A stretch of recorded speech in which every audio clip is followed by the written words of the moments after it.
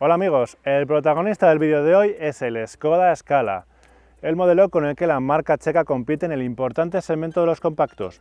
Y sí, ya hemos hecho un vídeo anteriormente de este coche cuando lo probamos en su presentación. Si no lo habéis visto es porque todavía no estáis suscritos a nuestro canal, así que no sea que estéis esperando. Suscríbete, dale a la campanita y ahí vas a ver todos nuestros vídeos. Como decía, de este coche ya hemos hablado antes, así que ¿de qué vamos a hablar hoy? ¿Y por qué tengo dos unidades en lugar de una? En España, el boom de los motores diésel comenzó en los años 90 y desde entonces una de las primeras preguntas que todo el mundo se hace a la hora de comprarse un coche es ¿diésel o gasolina?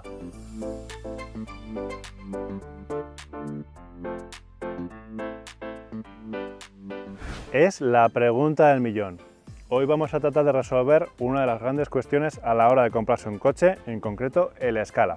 ¿Me lo compro diésel o gasolina? Así que tenemos una unidad con el motor de gasolina 1.0 TSI de 115 caballos, esta que veis en color verde, y una unidad con el motor diésel, el 1.6 TDI, también de 115 caballos, la que veis en color azul.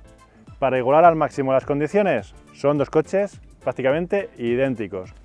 Tienen la misma potencia, tienen la misma transmisión y tienen el mismo nivel de equipamiento, el tope de gama que se llama Style. A pesar de todo, como podéis ver, hay unas diferencias estéticas entre ambos. La más evidente es el color. Tenemos el verde Rally y el azul Race, que son nombres como muy relacionados con la competición, lo cual resulta curioso en un coche que tiene poco de deportividad, en realidad. También son diferentes las llantas. Estas, las que lleva el gasolina, son las que se ofrecen de serie en este acabado, son de 17 pulgadas, mientras que las que tiene el diésel son opcionales, son de 18 pulgadas. Como podéis ver, el compacto de la marca checa presenta el nuevo lenguaje de diseño de Škoda, que es una evolución del que ya conocíamos anteriormente.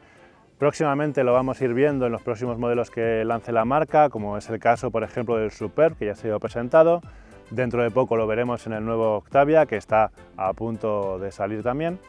Así que hay pocas opciones de personalización en el exterior, quizás agradecería algunas opciones más. Sí que podemos tener, por ejemplo, la posibilidad de elegir los faros delanteros, en este caso son de LED, son opcionales, una opción muy buena porque la verdad es que iluminan muy bien, además pueden ser adaptativos. Y otro detalle de diseño interesante es la luneta trasera, es uno de los elementos que más personalidad le dan a este coche. Pero curiosamente no es un elemento que venga de serie, es algo opcional, hay que pagar aparte por ello. Y resulta bastante sorprendente porque las cosas como son, no es un coche que tenga un aspecto muy emocional, es tan emocionante como beberse un vaso de agua, pero lo cierto es que este detalle sí que lo hace más diferencial y resulta muy llamativo. Ya lo tenía el modelo anterior, el Škoda Spaceback, su predecesor en este segmento, y aquí le da un toque muy elegante y es curioso que entonces Škoda haya decidido que sea opcional, que no todos lo lleven. Quizá por eso para el mercado español Škoda España se ha dado cuenta de que es algo que debe llevar y por lo tanto, aunque es un opcional, al menos de momento se ofrece de regalo gratis en un pack que se llama pack de lanzamiento y que incluye también los faros LED con intermitentes dinámicos. Con lo cual, en la práctica, al menos en España, todas las unidades que veamos siempre van a llevar esta luneta trasera alargada y eso es un acierto. Por supuesto, la luneta llega hasta aquí, pero el portón llega más abajo, como cabe esperar, y como podéis ver, tiene un sistema de apertura y cierre eléctricos. Es algo opcional, cuesta 370 € y es algo muy poco frecuente dentro de esta categoría, es algo más propio de segmentos superiores. La boca de carga es muy amplia, nos facilita mucho la tarea de introducir objetos grandes y el maletero como tal también es muy grande, tiene 467 litros de capacidad, es una pasada para un coche de segmento C y además está muy bien resuelto, tiene diferentes ganchos, perchas donde colocar objetos, tenemos una toma de 12 voltios y lo único que echamos en falta es la posibilidad de colocar la carga a dos alturas con algún piso que se pueda situar en diferentes alturas. Por supuesto, también podemos ampliar la capacidad de carga abatiendo los respaldos de los asientos traseros, algo que se hace en una proporción 40-60, para tener 1410 litros de capacidad. Y el último detalle llamativo que encontramos en el interior de este maletero, si lo equipamos opcionalmente, es que puede tener una bola de remolque retráctil y aquí en el interior encontramos ese botón que nos permite que se despliegue y la podamos utilizar. No me voy a entretener demasiado contando en profundidad cómo es el interior de la Scala, porque como ya os lo enseñé en el vídeo anterior durante la presentación, allí podéis ver todos los detalles. Pero sí que os voy a resumir un poco las principales características para que nos situemos un poco. Es un interior que está bien rematado, en general transmite una buena calidad. Es cierto que no se nota lujoso, pero en general sí que es bastante acogedor. Podemos tener algunas opciones de personalización aquí en el interior, no demasiadas, pero bueno, básicamente se resumen en esta moldura que tenemos recorriendo todo el frontal del salpicadero, que podemos elegir diferentes colores y diferentes acabados. Y también la tapicería, que en este acabado Style es de cuero negro, como podéis ver en esta versión que es la de gasolina, pero que también podemos elegir de manera opcional un color crema, un color clarito, que es el que tenemos en el diésel.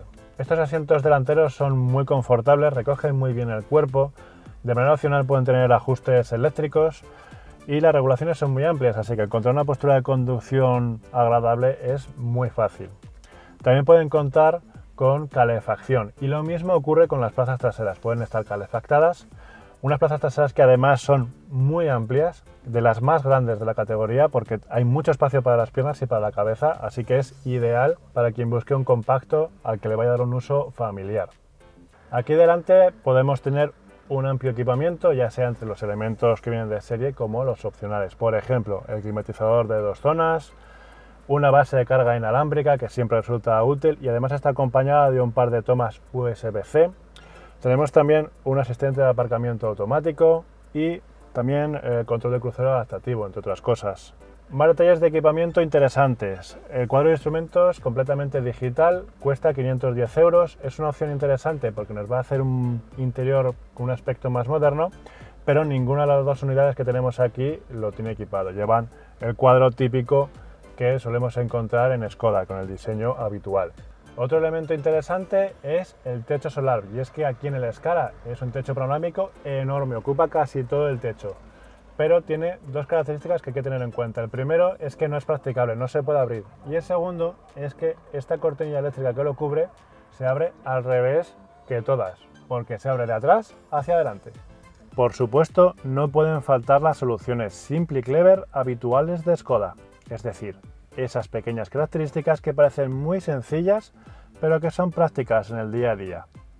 Por ejemplo, la rasqueta de hielo integrada en la tapa del depósito de combustible, el paraguas en la puerta del conductor, el clip de parabrisas para los tickets de aparcamiento o los pequeños bolsillos que hay en los laterales de los asientos delanteros.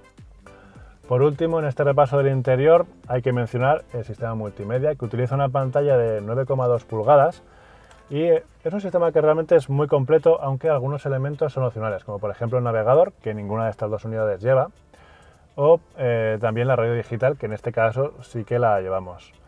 Funciona bastante bien, la parte táctil funciona con rapidez, el zoom, por ejemplo, todo ese tipo de cosas funcionan muy bien y además tiene conectividad con Android Auto, Apple CarPlay y MirrorLink. Así que ya hemos visto un poco cómo es por dentro, pero el protagonismo lo tienen los motores, así que nos vamos a poner en marcha. Empezamos con este TSI, con este gasolina, y seguimos hablando de cómo es este Scala.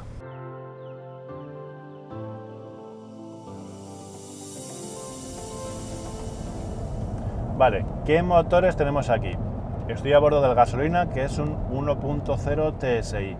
Es la mecánica de 3 cilindros con turbo que tiene Skoda para este modelo y está disponible en dos niveles de potencia, 95 caballos y 115 caballos. Estoy en la de 115 caballos. Por otro lado, tenemos la versión diésel, el 1.6 TDI, con la misma potencia, 115 caballos, y en ese caso con 4 cilindros por los 3 que tiene el gasolina. Así que, en cuanto a fiabilidad, esos 4 cilindros serán un punto a favor del diésel, la verdad. No es algo que brillen en ese aspecto los 3 cilíndricos. En cuanto a prestaciones, están más o menos a la par los dos. Tienen la misma potencia y con el cronómetro en la mano también obtienen más o menos unas cifras muy similares. Por ejemplo, del 0 a 100 lo hacen en torno a los 10 segundos, redondeando. La velocidad máxima está en 200 km por hora. Así que, lo dicho, sobre el papel andan igual. Lo cierto es que sí que transmiten sensaciones un poquito diferentes y es por la propia naturaleza de los motores, claro. Y es que el motor de gasolina va muy bien en la zona media del cuenta revoluciones, pero es cierto que yendo a bajas vueltas, a menos de 2000 revoluciones, tiene muy poca fuerza, así que vamos a tener que intentar que siempre esté por encima. Si está por debajo nos servirá para ir llaneando, pero en una cuesta vamos a perder velocidad. El diésel, sin embargo, muestra mucho más brío en todo el rango de revoluciones, y eso también se debe a que entrega su par máximo desde muy abajo. A solo 1500 vueltas ya entrega el máximo par disponible, que son 250 Nm, que por supuesto también es superior al que ofrece el gasolina, que son 200 Nm. Así que bueno, esa es una ventaja que se nota, y por eso tiene ese empuje superior. Por este motivo tenemos que jugar más con el cambio en el caso de la versión de gasolina, para intentar mantenerlo en esa zona buena del cuenta revoluciones. Tanto para un motor como para el otro tenemos las mismas opciones de transmisión. Podemos tener una caja manual de 6 marchas, que tiene un funcionamiento muy agradable, o un cambio automático DSG de 7 marchas, que es de doble embrague, tiene levas en el volante y tiene un funcionamiento muy suave. Es una elección ideal si cogemos muchos atascos habitualmente, pero tiene la desventaja de que, claro, el precio se incrementa notablemente con respecto a la caja manual. En concreto, aumenta el precio en 1.600 euros en el caso del TSI y en 1.700 euros en el caso del TDI. Así que, bueno, es un coste notable, pero es cierto que nos va a dar ese plus adicional de confort.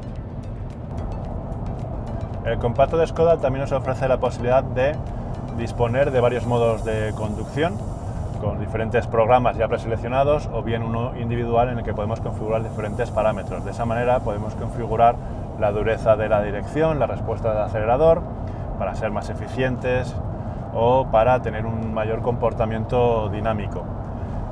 También, dependiendo del equipamiento, podemos modificar la dureza de la suspensión o el funcionamiento del cambio, si llevamos el cambio automático, lógicamente. Así que es un elemento interesante. Siempre está bien el tener esa posibilidad de poder configurar un poco las cosas a nuestro gusto, y es algo que además solo cuesta 105 euros, es un opcional relativamente barato, así que merece la pena hacer el desembolso. Es cierto que los diferentes parámetros no modifican mucho el comportamiento del coche, pero sí que se notan esas diferencias, aunque no sean demasiado grandes, pero se notan lo suficiente como para que merezca la pena invertir en ello. El TSI, esta versión de gasolina, es muy agradable de utilizar, es muy progresivo, no presenta las vibraciones típicas de algunos motores tricilíndricos. Sí que tiene esa sonoridad habitual que encontramos en los motores de 3 cilindros, pero es algo que tampoco nos preocupa demasiado, porque el sonido del motor no llega mucho al interior. Y eso es porque la insonorización en este coche es muy buena. Apenas llega ruido, lo dicho, lo único que se nota un poquito más es el ruido de rodadura. Cuando ya vamos a ritmos de autopista, soy un poquito también el ruido del aire, pero siempre unos niveles muy bajos. Es un coche muy silencioso y muy agradable en ese sentido. Es uno de los mejores de la categoría en cuanto a confort y también en cuanto a confort acústico. Bueno, pues ya he probado la gasolina, me voy a subir ahora al diésel, no sin antes mencionar un aspecto muy importante, y es que hoy en día sabéis que los motores diésel están en el candelero por la contaminación, evidentemente, y por tanto en esta comparativa es un aspecto que no podemos dejar de lado. Tenemos que ver cuál es el motor más interesante desde el punto de vista medioambiental. Aunque también hay que reconocer una cosa, y es que los diésel ya no son como antes, la tecnología ha avanzado mucho, y es curioso que ahora las restricciones a los motores de gasóleo ya han llegado cuando esa tecnología es relativamente limpia. Lo de limpia, entre comillas, claro está. Entonces, ¿cuál contamina más de estos dos coches, el gasolina o el diésel? Bueno, pues para empezar, los dos contaminan, ¿vale? O sea que aquí se trata de cuál contamina menos, pero limpio no hay ninguno. Los diésel emiten mucho más óxido de nitrógeno que los gasolina, y es un gas perjudicial para la salud. Ese es el motivo por el cual hay tantas restricciones a este tipo de mecánicas, y aquí en esta escala pues también se cumple. Claro, el diésel emite mucho más según los datos homologados. ¿Pero qué pasa con los gasolinas? Pues también tienen su parte negativa, y es que emiten más dióxido de carbono que los diésel. Aunque aquí hay que poner un pequeño asterisco para explicar una cosilla, y es que efectivamente, si tenemos en cuenta un ciclo de homologación, eso se cumple, pero si tenemos en cuenta el otro ciclo de homologación, pues las cosas ya no están tan claras. Me explico. Actualmente conviven dos ciclos de homologación para el tema de emisiones, el NEDC, que es el que conocíamos hasta ahora, y el WLTP, que entró en vigor el 1 de septiembre de 2018 viene a sustituir al NEDC y además se supone que es más realista porque los ensayos se hacen en unas condiciones más próximas al uso real. Entonces, ¿qué pasa? Que en NEDC la teoría se cumple, es decir, el gasolina emite bastante más CO2 que el diésel. Sin embargo, si miramos las cosas con el ciclo WLTP, que es el más real, resulta que nos dan unos datos de homologación que son iguales. Y diréis, y bueno, ¿qué más me da ya el ciclo NEDC si el WLTP es mejor? Pues os lo cuento porque precisamente el ciclo NEDC todavía es el que se utiliza en España para calcular el impuesto de matriculaciones, que tiene en cuenta, pues eso, las emisiones de CO2, con lo cual es un valor que todavía nos interesa, por lo menos hasta que nos adaptemos a ese nuevo ciclo en el sistema impositivo español. Así que en resumen, el gasolina es un poco menos contaminante que el diésel, algo que nos puede importar o no dependiendo de nuestra conciencia ecológica. Lo que sí nos puede interesar más desde el punto de vista práctico es que, en definitiva, los dos tienen la misma etiqueta medioambiental de la DGT, la C, con lo cual, en caso de que haya restricciones por contaminación en las grandes ciudades, los dos se van a ver afectados por igual, da igual qué motor llevemos, ya sea gasolina o diésel. Así que no me entretengo más, me subo al diésel y os sigo contando cosas. Voy a contaminar un poco más. Estoy a bordo del Scala TDI, el diésel, y os comentaba antes que este coche es bastante silencioso, pero también es verdad que en esta motorización de gasóleo el motor se nota bastante más. Está mucho más presente, es cierto que no llega a ser molesto, no es una cosa muy exagerada, pero desde luego está mucho más patente ese sonido del motor que además pues se agradecería que fuera un poco más refinado. Lo cierto es que ahí es una ventaja clara la que tiene el motor de gasolina, que es mucho más silencioso, mucho más suave y mucho más agradable. El compacto checo es un coche que está claramente enfocado hacia el confort. No propone unas sensaciones deportivas, ni tampoco tendría mucho sentido, porque es un vehículo que, como digo, pues está más orientado a un uso familiar y por lo tanto, pues que sea cómodo es un punto a favor. Las suspensiones juegan un papel importante también en ese sentido, porque tienen un traslado más bien blando, las oscilaciones son claras, no son muy acusadas, pero sí lo suficiente como para que en zonas de curvas tampoco nos incite demasiado a correr.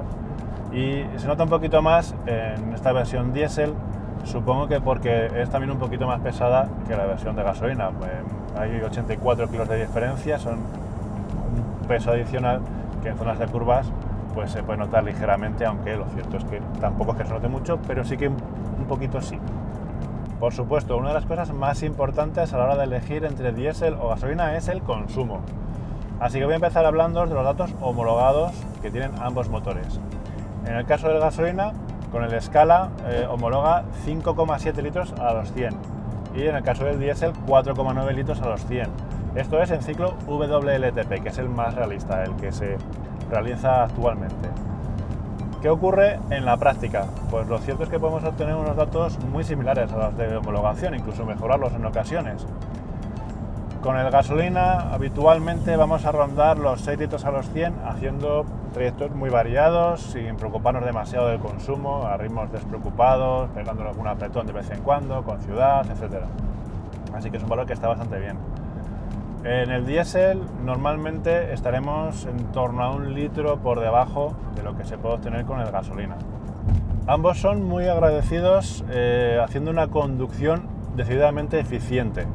Merece la pena porque realmente se nota mucho en el consumo, incluso con el TSI es fácil que estemos rondando los 5 litros, incluso en ocasiones menos dependiendo del trayecto, y con el diésel podemos tener la posibilidad de hacer muchos recorridos pues sobre los 4 litros o así que son valores que están muy bien.